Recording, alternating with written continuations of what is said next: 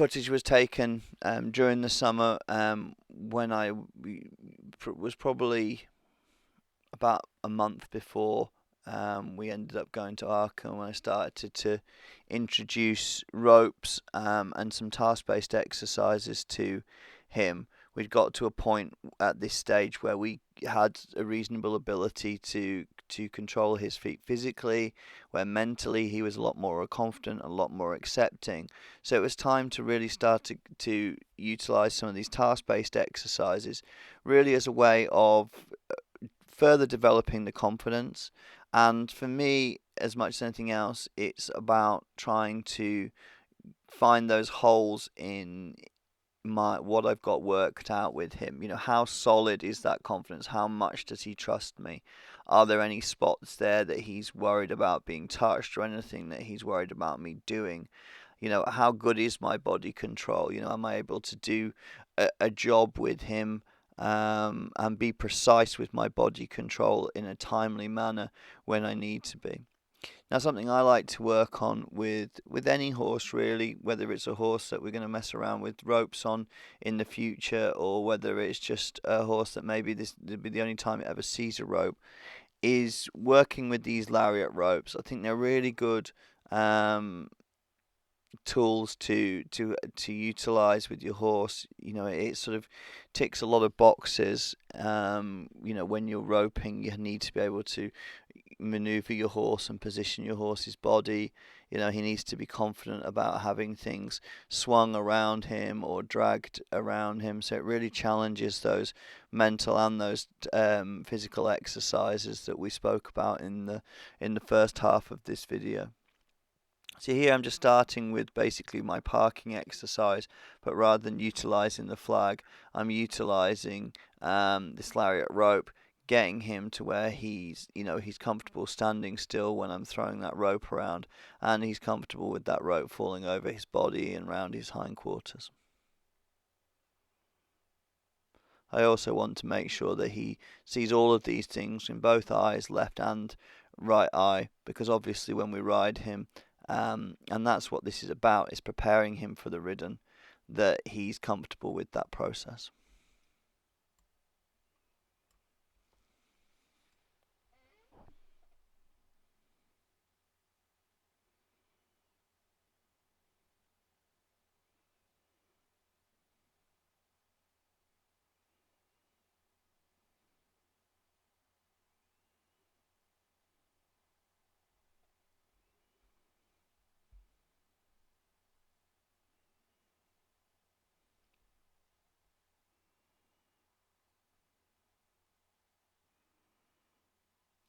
Once he's comfortable standing still, similar to how we worked with the mental exercises with the flag, we're going to do the same here with the rope. So getting him used to the feel of that rope around his hindquarters as he's walking around, getting him used to that rope swinging as he's walking around, that he's used to the feel of it around his legs and around his feet, and that he's comfortable with all of that happening. When I'm maybe not the best roper in the world, and there may come a time where I do get him tangled up in it, and I'd like to have prepared him for that eventuality ahead of time.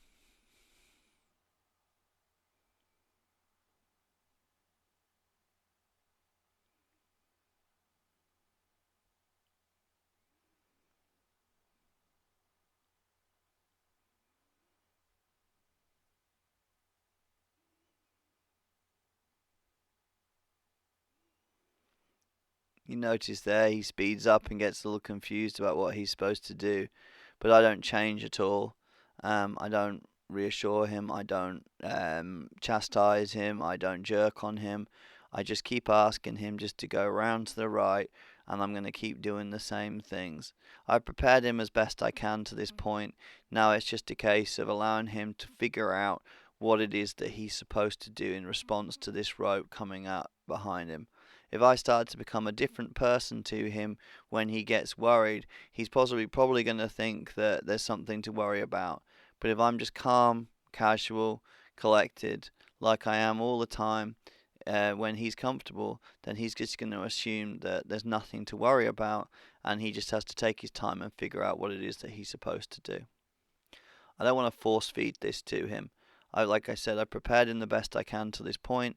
He's ready for what we're doing now, and it's a case of just going over it, giving him some experience, allowing him to figure out what it is that he's supposed to do, giving him that time. And at any point I feel like he's overexposed, I can just take him back a step to the standstill and what we were doing previously, and help him understand that it's no different.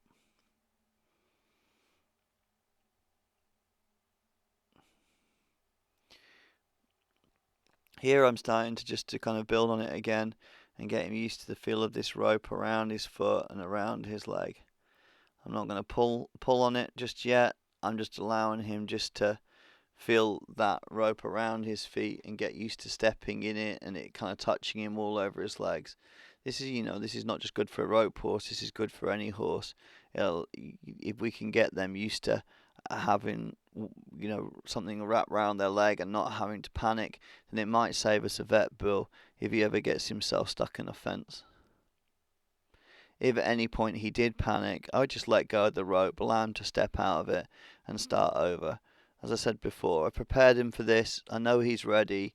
He's already seen it on the ground. He's already had that lead rope around his leg. I'm not just throwing it and hoping for the best. I know what he's going to do, and I know if he does get worried, it's not going to be blind panic to a point where he's scared and out of control. I want him to feel good about what we did afterwards, and however far we get is not really important as long as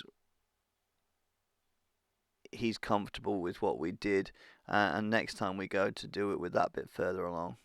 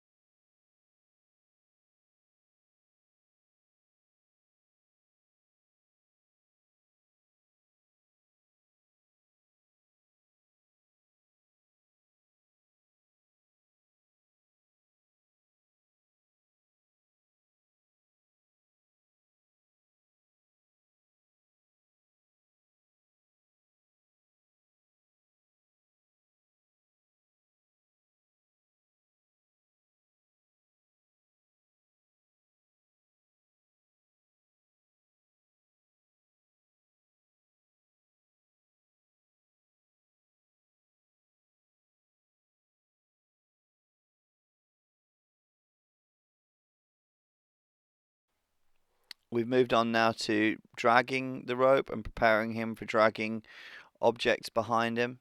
So I start here on a circle, just have him walking around on the circle so that that rope is on one eye and one eye only, and that it's not sort of touching him on the flanks, and just seeing if he could, if he was okay with just having that rope dragging along behind him. In a minute we're going to attach some different things to the end of the rope, but to start with I just want to make sure that he's comfortable with having that rope dragging, and you see there just getting used to it, just touching around behind his tail. At some point in the future and nowadays when we rope, he's absolutely okay with all of this, but this is obviously the first time we've done anything like this with him, and we want to set him up for the future and prepare him for some of these things that he might occur.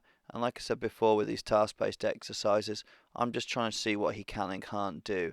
I'm sort of putting him in a couple of difficult situations so that he can get some experience of being in those situations, some positive experiences of being able to cope with that, so that we're building his confidence and preparing him for his future as a ridden horse.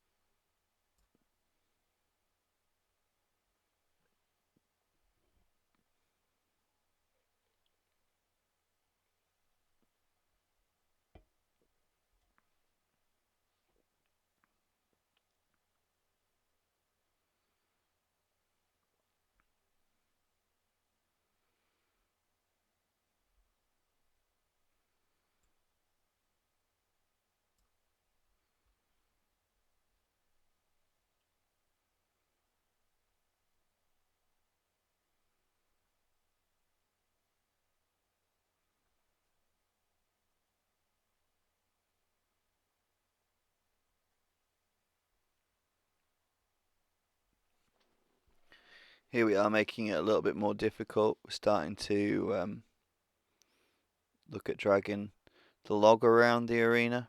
So the only difference here is going to get used to an object being pulled around behind him, obviously, and an inanimate object moving, which might be something that might worry him. And also, the feel of that extra weight pulling on that saddle as well.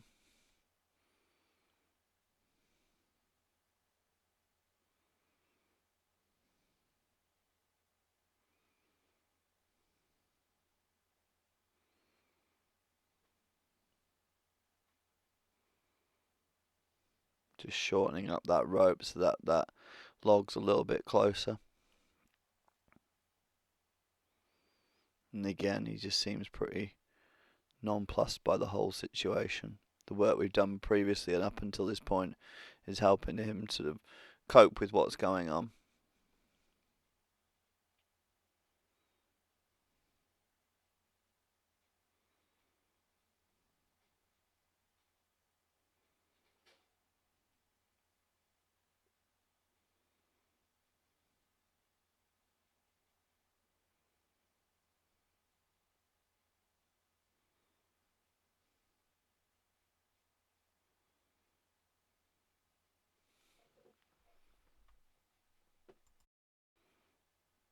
Finally, for the groundwork side of things, we then just sort of get him prepared with the trolley and the roping dummy and dragging this. And again, it's just another step up. So with each exercise, we've made it incrementally a little harder.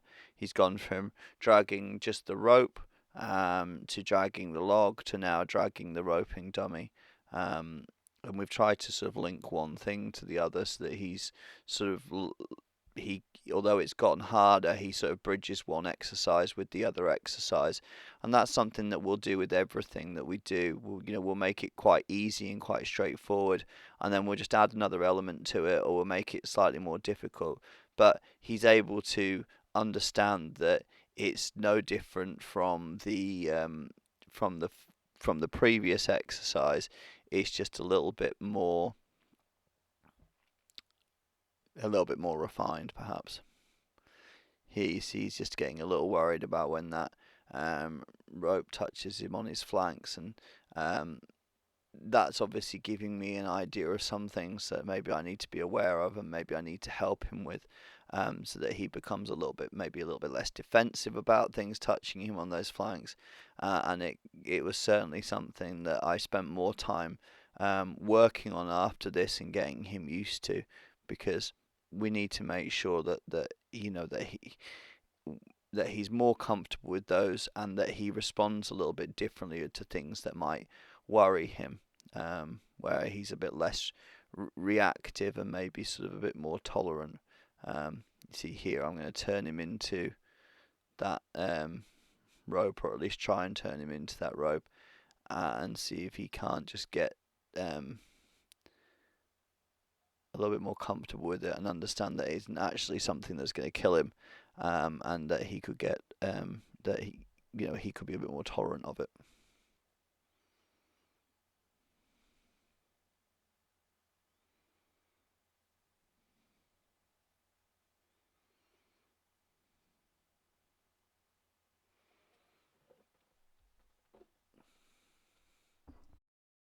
We now move on to the ridden task-based exercise, getting him used to the ropes and roping when we're riding him. And we sort of start in exactly the same way that we started with the on the ground.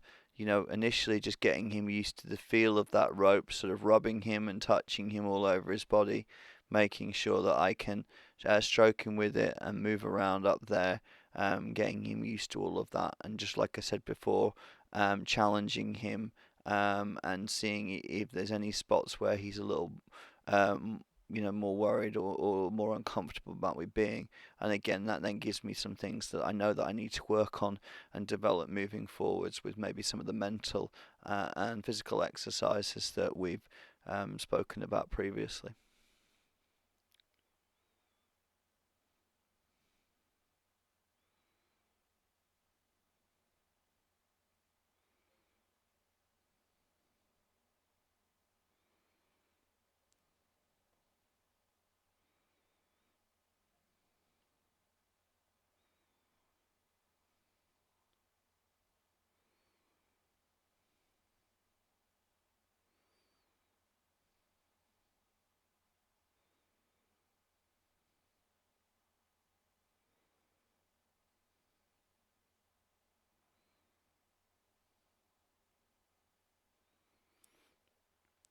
So you'll see a lot of times here when I'm moving him around that I'm having to go over some of those physical exercises that we spoke about. I'm having to move his hindquarters around. I'm having to move his um, hip around, his rib cage around. I'm having to direct his head and neck and get him used to, in order to help get him used to this rope and position him accordingly so that I'm able to swing it and to throw it.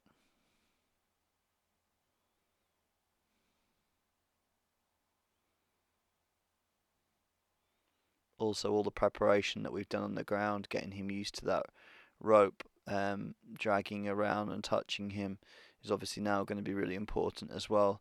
That we're sat on him. Obviously, if we couldn't get that done on the ground, then we're going to struggle now to get it done ridden.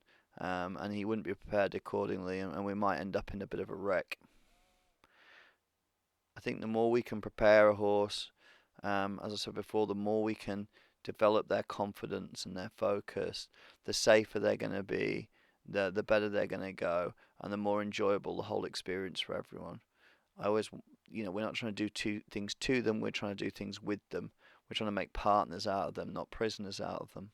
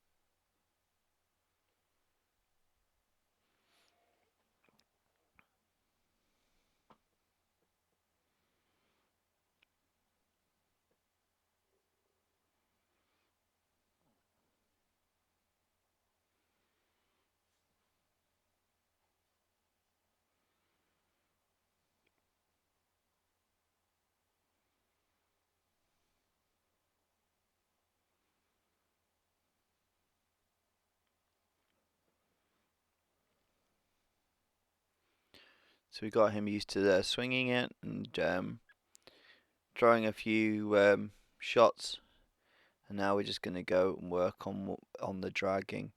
The other reason I think I decided to do this was he was getting a little fractious and standing still and felt like he just needed to move his feet a little bit.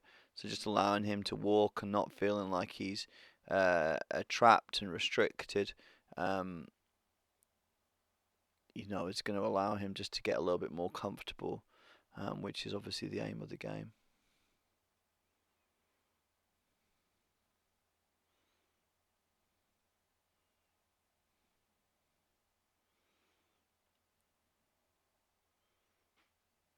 So here we're utilising that hindquarter yield that we spoke about within this task of just trying to get that horse turned around and that rope swapped onto a different side. We're giving purpose there to some of the body control exercises that we've practiced, and he can start to see a bit of a reason for what it is that I need for him to be doing.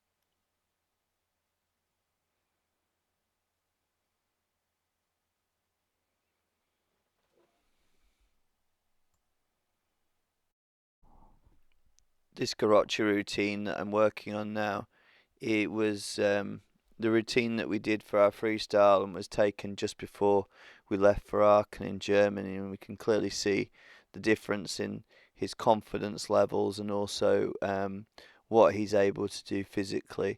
Um, I think that this program for me really works now. I've got a nice blend where my focus is always on the mental aspects of the horse, developing that confidence and focus, and then trying to blend and refine those physical aspects to where he's taking less and less to be able to maneuver and position his feet, and that they're becoming technically more and more refined and more accurate in what they're doing. Task-based exercises are the way that we're able to judge where we're at. They're like our exams, if you like. You know, what are we able to do? What tasks are we able to accomplish with these horses? You know, how challenging are we able to make it? How refined are we able to make it? It should be enjoyable to the horse. It should be enjoyable to the rider. I talk a lot about partnership, and these horses being partners. We're trying to do things with them. We're trying to enjoy them, and that's the key. Thank you for watching our video and listening to me talk about my program and the journey that I've been on with this Mustang and the lessons that he's helped to hammer home to me. I hope you've enjoyed it, and I hope you've enjoyed the horsemanship showcase, and we hope to see you again at some point down the road. Thank you very much.